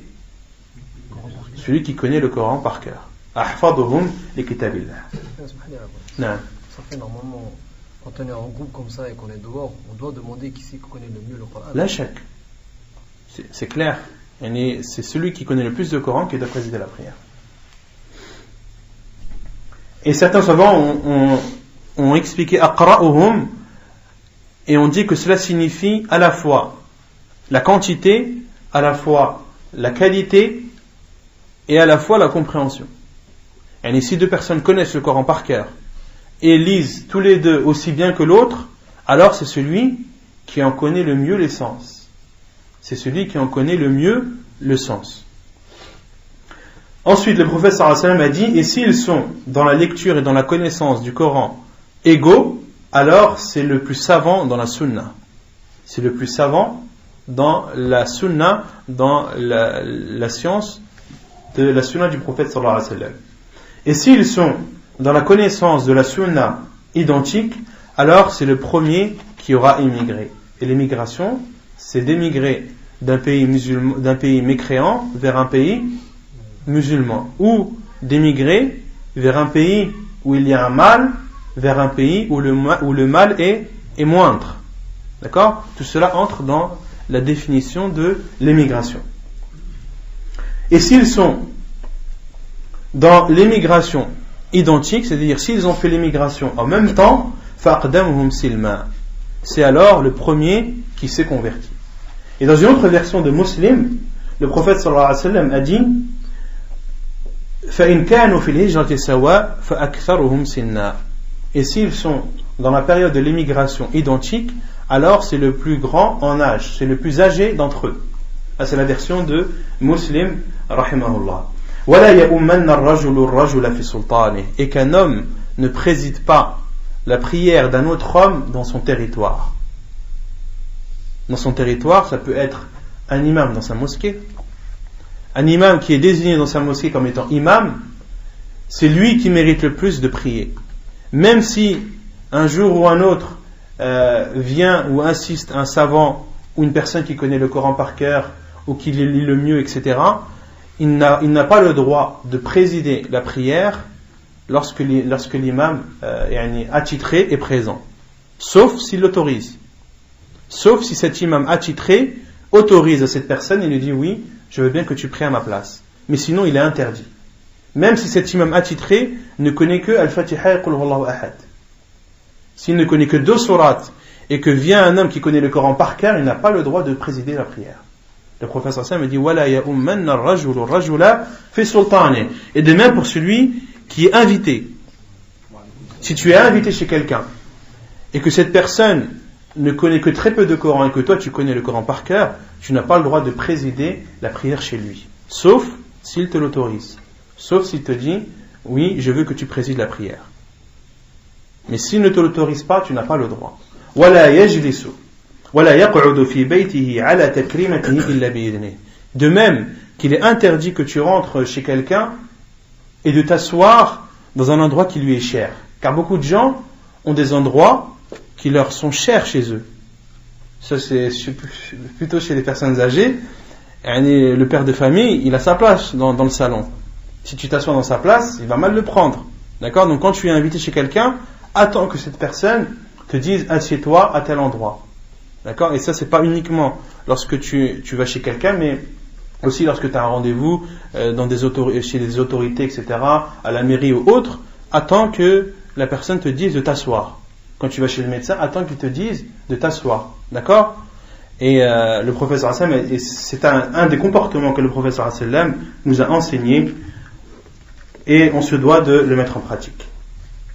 Et ensuite l'auteur dit wa fi hada al-hadith, et dans ce hadith il y a la preuve que le propriétaire d'une maison et l'imam attitré ou autres sont ceux qui méritent le plus de présider la prière plus qu'autrui, sauf s'il l'autorise, لقوله صلى الله عليه وسلم ولا يؤمن الرجل الرجل في سلطانه, car le prophète صلى الله عليه وسلم a dit qu'un homme ne préside pas la prière d'un autre homme dans son territoire ou dans son milieu. Imamatu as-sabi, l'imama de l'enfant. عن عمرو بن سلمة قال لما كانت وقعة أهل الفتح بادر كل قوم بإسلامهم وبدر أبي قومي بإسلامهم فلما قدم قال جئتكم والله من عند النبي صلى الله عليه وسلم حقا فقال صلوا صلاة كذا في حين كذا وصلوا صلاة كذا في حين كذا فإذا حضرت الصلاة فليؤذن أحدكم وليؤمكم أكثركم قرآنا فنظروا فلم يكن أحد أكثر قرآنا مني لما كنت أتلقى من الركبان فقدموني بين أيديهم وأنا ابن 6 أو 7 سنين. حديث صحيح رواه البخاري وأبو داود. Selon Amr ibn Salama, il dit, lorsqu'il y a eu la bataille de Ahlul Fath, chaque personne badara kullu qawmin bi islamihim, chaque personne est retournée vers son peuple pour s'occuper d'eux et de leur conversion. Wa badara abi qawmi bi islamihim, et mon père, donc c'est Amr ibn Salama qui dit, et mon père s'est dirigé vers son peuple pour s'occuper d'eux et de leur conversion. Falamma qadima qal, et lorsque son père est arrivé à son peuple, il a dit, Ji'tukum, je suis venu à vous par Allah, de la part de l'envoyé d'Allah véridique. Je suis venu, il a juré, je jure par Allah que je suis venu de la part du prophète sallallahu alayhi wa sallam, qui est le prophète véridique. Faqal, ensuite l'homme leur a dit, et le prophète sallallahu alayhi wa sallam a dit, Sallu salata kada, donc l'homme, afwan, le père de Amr ibn Salama leur a dit, Sallu salata kada fi hini kada, il leur enseignait la prière, il leur disait, priez telle prière à telle heure, wa sallu salata kada fi hini kada, et priez telle heure, telle prière à telle heure. Autrement dit, il leur enseignait comment faire la prière et surtout à quelle heure la faire. Puis il leur a dit, فَإِذَا حَضَرَتِ الصَّلَاةِ, et lorsque la prière, l'heure de la prière est arrivée, فَلْيُؤَذِّنْ أَحَدُكُمْ, que l'un d'entre vous fasse l'appel à la prière, وَلْيَؤُمُّكُمْ أَقْرَأُكُمْ قُرْآنًا, et que préside votre prière celui qui connaît le plus de Coran. فَنَظَرُوا, et son peuple ont regardé entre eux et ont trouvé celui qui connaissait le plus de Coran, qui était Amr ibn Salama. Amr ibn Salama dit, et mon peuple ont regardé entre eux et ils ont vu que c'était moi qui connaissais le plus de Coran. Lima kuntu atalaqqa min ar-rukban. Pourquoi est-ce que Amr ibn Salama connaissait le plus de Coran? Car tous ceux qui venaient de Médine, qui étaient sur leur monture, qui venaient en étant sur leur monture de Médine, Amr ibn Salama leur demandait, leur posait des questions, leur disait et leur demandait ce qu'ils connaissaient du Coran. Et il lui répondait, et ainsi Amr ibn Salama était celui qui connaissait le plus de Coran parmi son peuple. فَقَدَّمُونِي بَيْنَ أَيْدِيهِمْ, ils m'ont alors avancé devant eux, وَأَنَا بْنُ 6 أو 7 سنين, et moi, à l'époque, je n'avais que 6 ou 7 ans. Je n'avais que 6 ou 7 ans. Donc les savants ont déduit de ce hadith qu'il est autorisé à un enfant d'être imam. Si c'est lui qui connaît le plus de Coran, alors il est autorisé qu'il préside la prière, même s'il n'a pas atteint l'âge de la puberté. Car à notre époque, vous allez voir beaucoup de gens qui posent pour l'imam des conditions qui n'existent pas dans le Coran et dans la Sunna. Certains vont dire il faut qu'il ait atteint l'âge de la puberté. D'autres vont dire il faut qu'il soit marié. On n'a pas le droit de prier derrière un célibataire. À partir du moment où la personne est célibataire, elle n'est pas mariée, elle n'a pas le droit de présider la prière. Tout ceci sont des conditions qui n'ont aucune source dans la sunna du prophète sallallahu alayhi wa sallam. Malgré cela, il y a une divergence des savants sur le fait de prier derrière un enfant qui n'a pas atteint l'âge de la puberté. Certains savants disent qu'il n'est pas autorisé, d'autres savants disent qu'il est autorisé. Ceux qui disent qu'il n'est pas autorisé disent que le prophète sallallahu alayhi wa sallam a dit فَلْيَأُمُّكُمْ أَكْثَرُكُمْ قُرْآنًا, que celui qui connaît le plus de Coran préside la prière. Mais le prophète sallallahu alayhi wa sallam ne savait pas que dans ce peuple, celui qui connaissait le plus de Coran était un enfant. Et que le fait que cet enfant ait présidé, c'est un avis, un effort des compagnons, radiyallahu anhu. Et ce n'est pas une parole du prophète sallallahu alayhi wa sallam. Et les autres savants ont dit non. Le prophète sallallahu alayhi wa sallam ne le savait pas, certes, mais Allah subhanahu wa ta'ala, lui, le savait. Et si de prier derrière un enfant, annuler la prière où l'imam d'un enfant n'était pas valide, Allah subhanahu wa ta'ala l'aurait révélé à son prophète. Car c'était à l'époque du vivant du prophète sallallahu alayhi wa sallam. Et si une chose interdite se faisait, Allah subhanahu wa ta'ala l'en aurait informé à son prophète sallallahu alayhi wa sallam. C'est pour cela que les compagnons radiyallahu anhum disaient Kunna na'zil wal Qur'anu yanzil. Pourquoi est-ce que les compagnons disaient ça? Qu'ils se retiraient pendant le coït avec leurs femmes alors que le Coran descendait. Pourquoi est-ce qu'ils ont dit ça? Pourquoi c'est autorisé? Yani c'est un sous-entendu. C'est-à-dire que Kunna na'zil wal Qur'anu yanzil, nous nous retirions pendant que le Coran descendait. C'est-à-dire que le Coran n'est pas descendu en nous interdisant cela. Autrement dit, cela est autorisé. Mais c'est la même chose avec ce qui s'est passé avec Amr ibn Salama. C'était au temps du prophète sallallahu alayhi wa sallam. Si c'était un mal, le prophète sallallahu alayhi wa sallam, certes, n'était pas au courant que c'était Amr ibn Salama, mais Allah subhanahu wa ta'ala, lui, était au courant, et si c'était un mal, il n'aurait pas manqué d'en informer via la révélation son prophète sallallahu alayhi wa sallam. Iqtida'u al-muftarid bil-mutanaffil wa aksuhu. Qu'il est autorisé à celui qui prie une prière obligatoire de présider la prière de ceux qui derrière lui font une prière surérogatoire, et il est également, l'inverse est autorisé. Il est autorisé à une personne qui prie en ayant l'intention de faire une prière surérogatoire de présider la prière de ceux qui derrière lui prient en ayant l'intention que c'est une prière obligatoire. C'est clair ou pas? عن جابر أن معاذ بن جبل كان يصلي مع النبي صلى الله عليه وسلم ثم يرجع فيؤم قومه حديث صحيح رواه البخاري ومسلم. La preuve de la première situation, c'est le hadith de Jabir qui dit que Mu'ad ibn Jabal radiyallahu anhu priait avec le prophète sallallahu alayhi wa sallam, puis retournait vers son peuple et présidait leur prière. Hadith authentique rapporté par Al-Bukhari et Muslim. Autrement dit, Mu'ad ibn Jabal radiyallahu anhu priait avec le prophète sallallahu alayhi wa sallam en ayant l'intention que c'était la prière obligatoire. Puis il se rendait vers son peuple et présidait la prière. Et lorsque Abdullah ibn Mas'ud radiyallahu anhu présidait la prière de son peuple, pour lui c'était une prière surérogatoire et pour eux c'était une prière obligatoire. Pourquoi est-ce que quelle est la preuve que la prière de Abdullah ibn Mas'ud était une prière surérogatoire et non obligatoire? Non? Le prophète il nous a interdit de faire Ahsant, car le prophète sallallahu alayhi wa sallam nous a interdit de faire une prière obligatoire 2 fois dans une même journée. D'accord? Donc la prière que faisait Mu'ad ibn Jabal lorsqu'il retournait chez son peuple, c'était une prière surérogatoire pour lui, mais obligatoire pour ceux qui priaient derrière lui. Donc il est autorisé pour celui qui fait une prière surérogatoire de présider la prière de ceux qui derrière lui prient une prière obligatoire. Et l'autre cas, la preuve, c'est le An Zayd ibn al-Aswad أنه صلى مع رسول الله صلى الله عليه وسلم وهو غلام شاب فلما صلى إذا رجلان لم يصليا في ناحية المسجد فدعا بهما فجيء بهما ترعد فرائصهما فقال ما منعكما أن تصليا معنا قال قد صلينا في رحالنا فقال لا تفعلوا إذا صلى أحدكم في رحله ثم أدرك الإمام ولم يصلي فليصلي معه فإن له نافلة حديث صحيح رواه أبو داود والترمذي والنسائي. فإنها له j'ai dit quoi?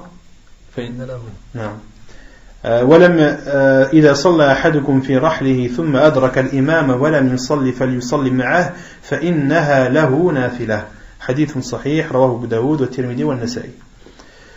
Donc la preuve du deuxième cas, c'est le hadith de Zayd ibn al-Aswad qui dit qu'il a prié avec le prophète sallallahu alayhi wa sallam lorsqu'il était jeune, tout jeune,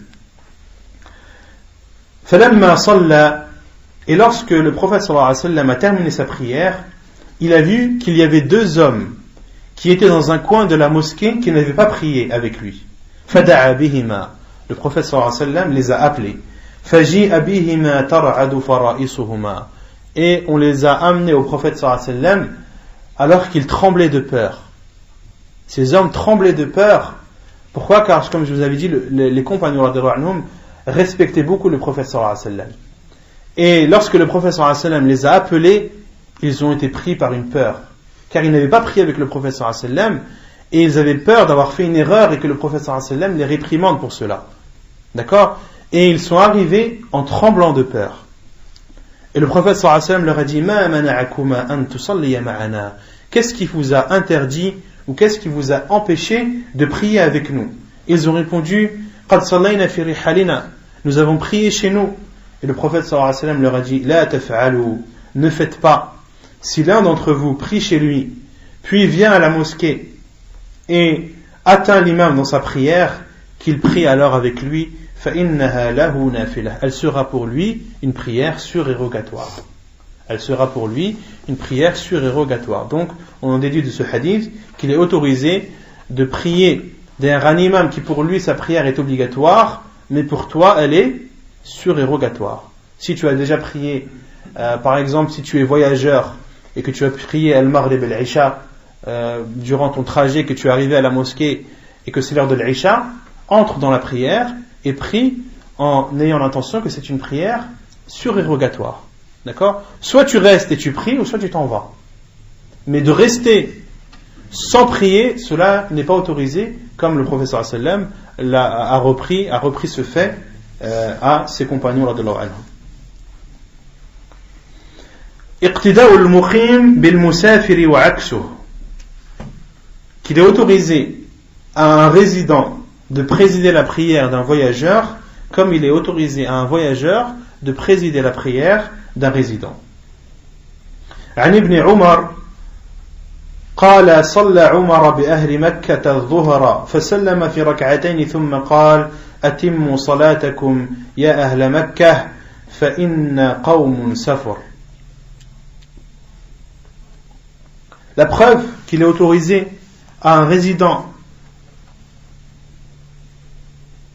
qu'il est autorisé à un voyageur de présider la prière d'un résident, c'est le hadith de Abdullah ibn Umar qui nous informe que Umar radhiyallahu anhu, son père, avait présidé la prière des gens de Mecca, la prière de Dhuhr, et Umar radhiyallahu anhu a salué de sa prière, a fini sa prière au bout de 2 rak'at, puis a dit Atimmu salatakum ya ahla Makkah fa inna qawmun safr.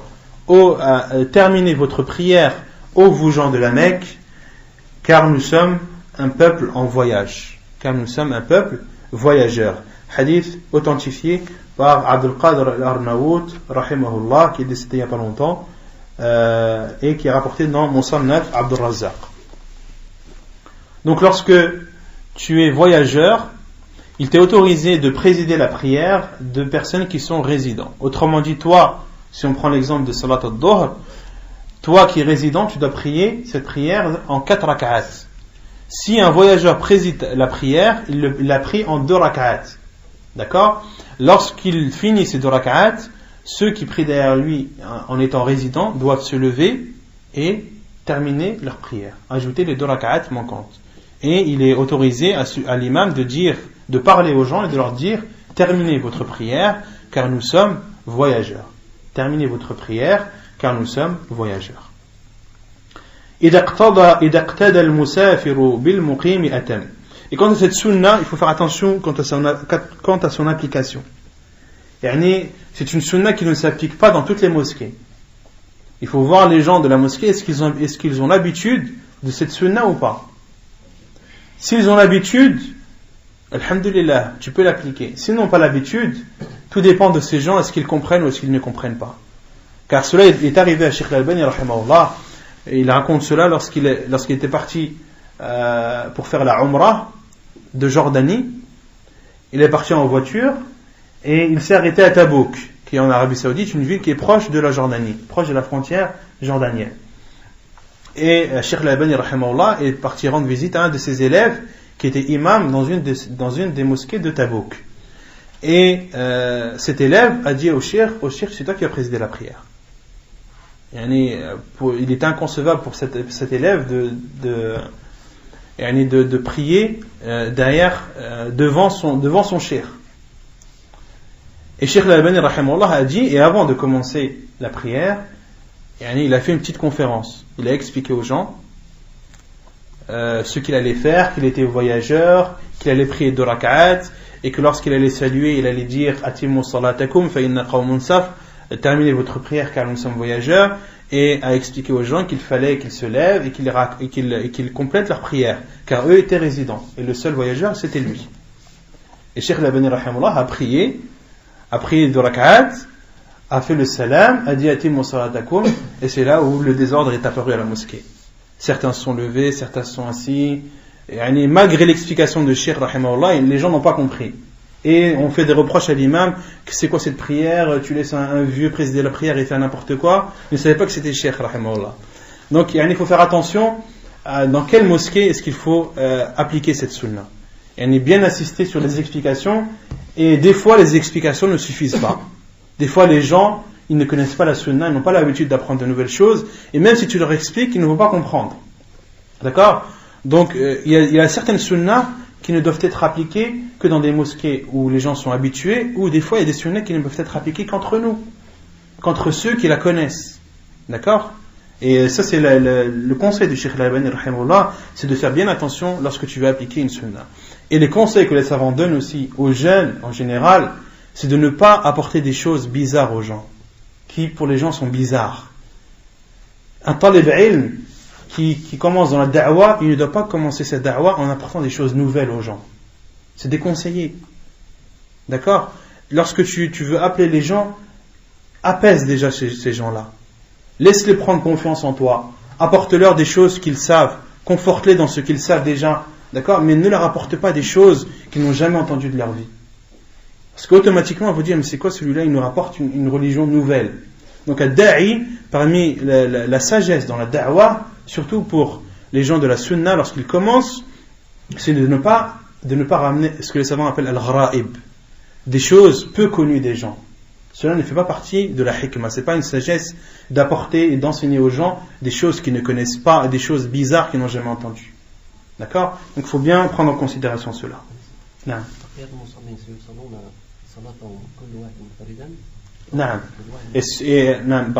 Et ceux qui prient derrière l'imam en étant résidents, ils doivent compléter leur prière chacun de son côté.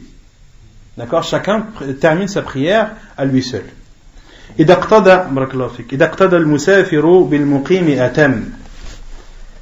عن موسى ابن سلمة الهذلي قال سألت ابن عباس كيف أصلي إذا كنت بمكة إذا لم أصلي مع الإمام فقال ركعتين سنة أبي القاسم صلى الله عليه وسلم. وعن أبي ملجز قال قلت لابن عمر المسافر يدرك ركعتين من صلاة القوم يعني المقيمين أتجزيه ركعتان أو يصلي بصلاتهم فضحك وقال يصلي بصلاتهم حديث صحيح الإسناد رواه البيهقي. Donc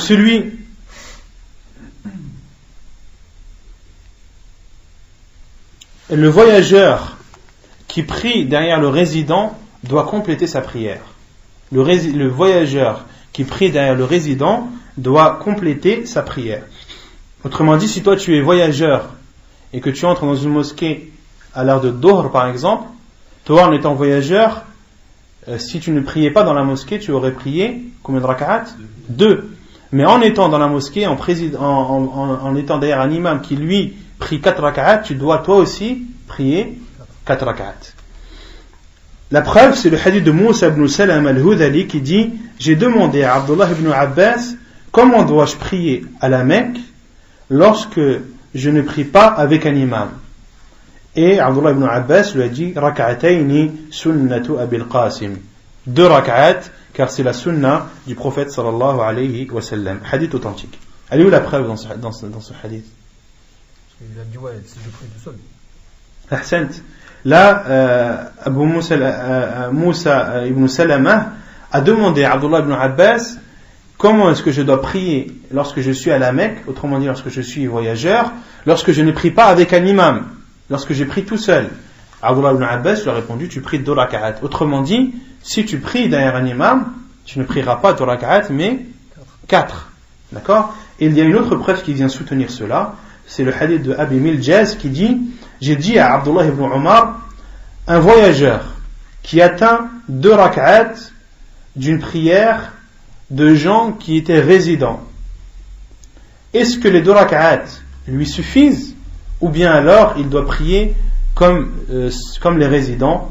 Et Abdullah ibn Omar a souri, fadahik, wa qal yusalli bi salatihim.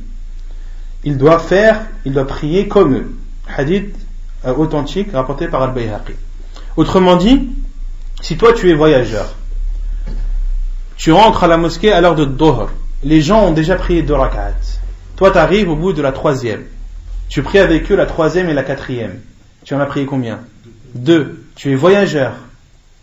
Donc il peut traverser à ton esprit que toi tu es voyageur, tu as prié 2 rak'at, alhamdoulilah, khalas, ta prière elle est finie. Non. Tu dois finir ta prière car car celui qui a présidé ta prière, c'était un imam qui était résident. D'accord? Donc tu dois finir ta prière en prenant en considération la prière de l'imam. Donc tu dois te lever et rajouter 2 rak'at. Car un homme a posé cette question à Abdullah ibn Omar et il lui a répondu, après avoir fait un sourire, que tu dois prier comme leur prière, c'est-à-dire tu dois prier la prière entière. Donc, à Dhuhr, si tu es arrivé à la 3e et la 4e, à la 3e raka'a, tu pries la 3e et la 4e avec eux, qui sont pour toi la première et la 2e, puis lorsque l'imam salue, sort de sa prière, tu te lèves et tu en rajoutes 2 autres. Une personne qui était musafir, elle est retournée chez elle. Et elle s'est rappelée qu'elle avait oublié de faire l'Aïcha, sachant qu'il devait faire 2 rak'at. Et là il est retourné à son peuple. Est-ce qu'il fait l'Aïcha 2 rak'at? Il n'est plus musafir. Une personne qui rentre chez lui n'est plus musafir. Oui, mais en sachant qu'il a oublié lui. Même s'il a oublié. S'il a oublié et qu'il s'est rappelé que la question du frère, c'est un voyageur qui arrive chez lui et il a oublié de prier l'Aïcha durant son voyage. Il est arrivé chez lui et il s'est rappelé qu'il n'a pas prié l'Aïcha et que c'est l'heure de l'Aïcha à la mosquée. S'il se rend à la mosquée, est-ce qu'il doit prier l'Aïcha 2 ou 4? 4. Pourquoi? Parce que quand tu arrives chez toi, tu n'es plus voyageur. C'était pas vraiment ça la question. C'est pas ça ta question? Non. Batalan, il était en voyage et dans son voyage, il a oublié une salat n'importe laquelle. Après, il rentre chez lui. Il s'est rappelé qu'il y a 2 jours, il a oublié Batalan salat al-Dhuhr. Est-ce que le Dhuhr, il l'a récupéré en 2 ou il l'a fait en 4? Allahu a'lam, la adri. Al-Dhahir, c'est qu'il n'arrive pas en 4 parce qu'il n'est plus voyageur. Allahu a'lam. Il faudrait poser la question, mais ce qui apparaît, c'est que à partir du moment où tu entres chez toi, où tu arrives chez toi, tu n'es plus voyageur. Contrairement au départ, lorsque tu t'apprêtes à voyager, tu n'es pas obligé d'atteindre une distance lointaine pour pouvoir faire le qasr. D'accord? Par exemple, si toi tu veux voyager, tu veux partir au Maroc, ou en Algérie, ou dans un autre pays. Toi tu pars, ça y est, tes bagages sont prêts, t'es parti. Et au bout de 20 km, c'est l'heure de Dhuhr. Toi tu dis, je vais prier Dhuhr et l'Asr avant, à l'heure de Dhuhr. Est-ce que tu pries 2 ou est-ce que tu pries 4? Sachant que tu es à 20 km de chez toi. Tu pries 2. Car le prophète sallallahu alayhi wa sallam, il est parti de Médine et a pris al-Dhuhr 2 rak'at où? À Dhul Hulayfa. Et Dhul Hulayfa, c'est à 5 km de Médine. D'accord? Donc à partir du moment où tu pars, même si tu n'as pas traversé une distance lointaine, il t'est autorisé de faire al-Qasr. Mais lorsque tu arrives chez toi, là tu n'es plus voyageur. Et tu es voyageur en partant, même si tu n'as pas atteint une longue distance, mais lorsque tu reviens, tu n'es plus voyageur. Et pareil, pour celui qui veut jeûner, il t'est autorisé, pendant le Ramadan, de couper ton jeûne avant même d'avoir voyagé. Avant même d'avoir voyagé. Si par exemple tu sais que tu vas voyager un lundi, tu vas partir à 10h du matin, c'est le Ramadan. Il t'est autorisé de ne pas jeûner ce jour-là et de manger à 7h, à 8h, même si tu n'as pas même si tu n'as pas encore entamé ton voyage, mais tu sais que tu vas voyager. Non, Wallahu a'lam. Je voulais savoir à partir de quelle distance de voyage on est considéré comme un voyageur. Inch'Allah, cette question on y répondra après. Ça vient après dans la suite du cours, dans la suite du livre. Quand est-ce que la personne est considérée comme étant voyageur ou non? Non. Maintenant, je pars en voyage cet après-midi. Est-ce que je peux faire Dhuhr al-Asr chez moi, maintenant, 4 et 4, et après je pars? Tu dois sortir de chez toi. Je suis obligé de sortir. Tu es obligé de sortir. Contrairement à Sawm, contrairement au jeûne, tu n'es pas obligé de sortir. Le jeûne, tu n'es pas obligé de sortir, mais la prière, si tu veux raccourcir ta prière, tu es obligé de sortir de chez toi. Pas raccourcir. Les jeunes. Pareil, le jam, ça dépend pourquoi. Le jam, on avait dit, on verra Inch'Allah le jam dans quel cas il est autorisé, mais le jam, il n'est pas autorisé uniquement pendant le voyage. Il est aussi autorisé pendant la pluie ou pendant la maladie, ou dans des cas bien précis. C'est clair? اقتداء القادر على القيام بالجالس وأنه يجلس معه. Donc que celui qui a la possibilité de prier debout, il doit prier assis lorsque son imam prie assis. عن عائشة أنها قالت صلى رسول الله صلى الله عليه وسلم في بيته وهو شاك فصلى جالسا وصلى وراءه قوم قياما فأشار إليه من اجلسوا فلما انصرف قال إنما جعل الإمام ليؤتم به فإذا ركع فاركعوا وإذا رفع فارفعوا وإذا صلى جالسا فصلوا جلوسا. حديث متفق عليه. وعن أنس قال سقط النبي صلى الله عليه وسلم على فرس فجحش شقه الأيمن فدخلنا عليه نعوده فحضرت الصلاة فصلى بنا قاعدا فصلينا وراءه قعودا فلما قضى الصلاة قال إنما جعل الإمام ليؤتم به فإذا كبر فكبروا وإذا سجد فاسجدوا وإذا رفع فارفعوا وإذا قال سمع الله لمن حمده فقولوا ربنا ولك الحمد وإذا صلى قاعدا فصلوا قعودا أجمعون. حديث سبق وهو حديث صحيح. Donc quelle est la preuve que celui qui prie derrière un imam, qui l'imam prie assis, que la personne qui prie derrière lui doit également prier assis? La preuve c'est le hadith de Aïcha radiyallahu anha qui dit: le prophète sallallahu alayhi wa sallam a prié dans sa maison lorsqu'il était malade. Wa huwa shakin.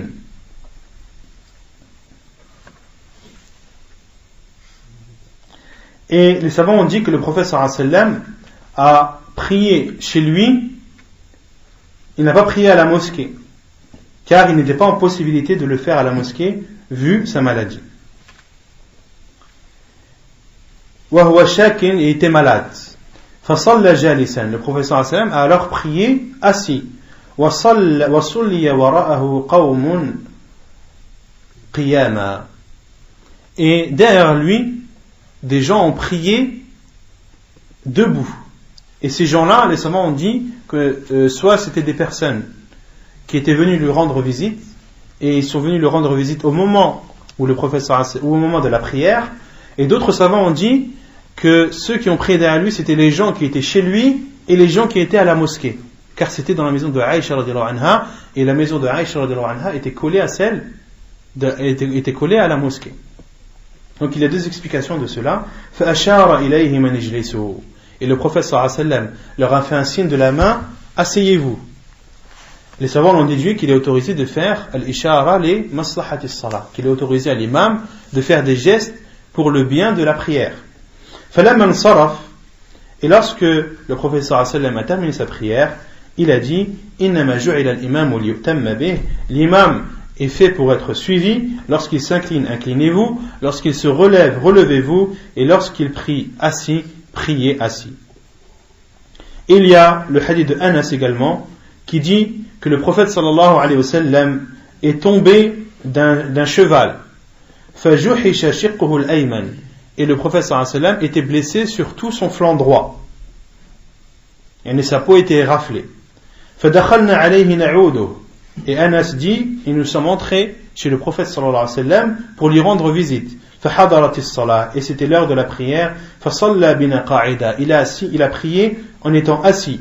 فصلينا وراءه قعودا, et nous avons prié derrière lui assis également. فلما قضى الصلاة, et lorsque le prophète sallallahu alayhi wa sallam a terminé sa prière, il a dit إنما جعل الإمام ليؤتم به, l'imam est fait pour être suivi. Lorsqu'il dit Allahu Akbar, dites Allahu Akbar. Lorsqu'il se prosterne, prosternez-vous. Lorsqu'il se relève, relevez-vous. Lorsqu'il dit Sami'a Allahu liman hamida, dites Rabbana wa lakal hamd. Et lorsqu'il prie assis, priez tous ensemble assis. Hadith authentique rapporté précédemment. Il y a une divergence des savants sur le fait de prier assis derrière un imam qui prie assis. Il y a deux avis des savants. Le premier, qui est que tu pries assis derrière un imam qui prie assis. La preuve sont les deux hadiths que l'on a cités, où le prophète sallallahu alayhi wa sallam a dit وَإِذَا صَلَّى جَالِسًا فَصَلُّوا جُلُوسًا. Et lorsqu'il prie assis, c'est-à-dire l'imam, alors priez vous aussi assis. Et d'autres savants ont dit non. Ce jugement a été abrogé. Il a été abrogé par un autre hadith qui est survenu vers la fin de la vie du prophète sallallahu alayhi wa sallam. Lors de la dernière maladie du prophète sallallahu alayhi wa sallam, lorsqu'il était malade et qu'il ne pouvait plus présider la prière, qu'est-ce qu'il a fait? Il a ordonné à Abu Bakr radiyallahu anhu de présider la prière. Et Abu Bakr radiyallahu anhu présidait la prière, et le prophète sallallahu alayhi wa sallam a senti un bien-être, s'est senti un peu mieux, et s'est dirigé vers la mosquée et s'est positionné à gauche de Abu Bakr radiyallahu anhu. À gauche de Abu Bakr. Autrement dit, Abu Bakr était à droite du prophète sallallahu alayhi wa sallam. Donc, qui était l'imam? Qui était l'imam? Le prophète sallallahu alayhi wa sallam. Le prophète sallallahu alayhi wa sallam est venu se positionner à gauche de Abu Bakr. Or, on sait qu'un imam, lorsqu'il prie, celui qui prie avec lui doit être à sa droite. Donc, qui était à droite de l'autre?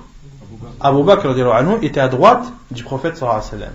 Donc, c'était le prophète sallallahu alayhi wa sallam qui a présidé la prière, qui a repris la présidence de la prière. Et Abu Bakr radiyallahu anhu était debout. Le prophète sallallahu alayhi wa sallam était assis. Et Abu Bakr radiyallahu anhu suivait la prière du prophète sallallahu alayhi wa sallam, car les gens ne pouvaient pas entendre le prophète sallallahu alayhi wa sallam. Il était malade et faible. Et Abu Bakr radiyallahu anhu suivait le prophète sallallahu alayhi wa sallam, et les gens suivaient qui? Abu Bakr radiyallahu anhu. Les savants ont déduit beaucoup de choses de ce hadith. La première, c'est qu'il est autorisé que celui qui, par exemple, un imam attitré, qui a autorisé à une personne de présider la prière, d'accord? Mais durant cette prière, l'imam attitré est présent. Il arrive pendant la prière. Il a le droit de prendre sa place. Et les savants ont dit, et lorsqu'un imam reprend la place d'un autre, il doit continuer sa prière. Il doit continuer la prière du précédent. Il ne doit pas recommencer sa prière à lui. D'accord? Première chose. La deuxième chose, les savants ont dit, dans ce hadith, Abu Bakr radiyallahu anhu a prié debout. Le prophète sallallahu alayhi wa sallam était assis. Donc on en déduit que le fait de prier assis derrière un imam qui prie assis est abrogé par ce fait. Car Abu Bakr radiyallahu anhu a prié debout. Tous les gens derrière lui, tous les compagnons radiyallahu anhu ont prié derrière lui debout. Le prophète sallallahu alayhi wa sallam n'a rien dit, et cela est arrivé quand? À la fin de la vie du prophète sallallahu alayhi wa sallam. Donc ils en ont déduit que de prier assis derrière un imam assis est abrogé. Mais les autres savants ont répondu à cela, comme l'imam Ahmed rahimahullah, et c'est l'avis le plus sûr incha'Allah. Ils ont dit que cela est un cas précis, car le prophète sallallahu alayhi wa sallam est entré alors qu'Abu Bakr radiyallahu anhu était déjà en prière. Et d'où le fait que les savants disent, lorsque un imam commence sa prière debout, puis il a un malaise, ou il a un mal qui survient, qui l'oblige à s'asseoir, les gens ne doivent pas s'asseoir. Les gens ne doivent pas s'asseoir, ils doivent rester debout. Pourquoi? C'est la preuve c'est le hadith que l'on vient de citer. Mais lorsque l'imam commence sa prière assis, tu dois prier assis. Et les savants disent que c'est l'avis le plus sûr, car c'est celui qui rassemble tous les hadiths. Et on avait donné la règle que de rassembler les hadiths prévalait sur le fait d'abroger. Al-jam'u bayna al-ahadith awla min al-nasr. D'accord? Si tu as la possibilité, si tu as un avis qui permet de rassembler des hadiths, alors c'est le meilleur des avis. D'accord? Et s'il n'y a pas d'avis, il n'y a aucun moyen de rassembler les hadiths, alors l'un abroge l'autre. D'accord? Donc l'avis le plus sûr, wallahu a'lam, c'est que lorsque tu pries derrière un imam qui prie assis. Si l'imam prie debout et survient quelque chose pendant sa prière qui l'oblige à s'asseoir, alors l'imam termine sa prière en étant assis, mais ceux qui sont derrière lui restent debout. Wallahu a'lam. ونكتفي بهذا القدر وصلى الله وسلم وبارك على نبينا محمد وعلى آله وصحبه أجمعين وآخر دعوانا أن الحمد لله رب العالمين.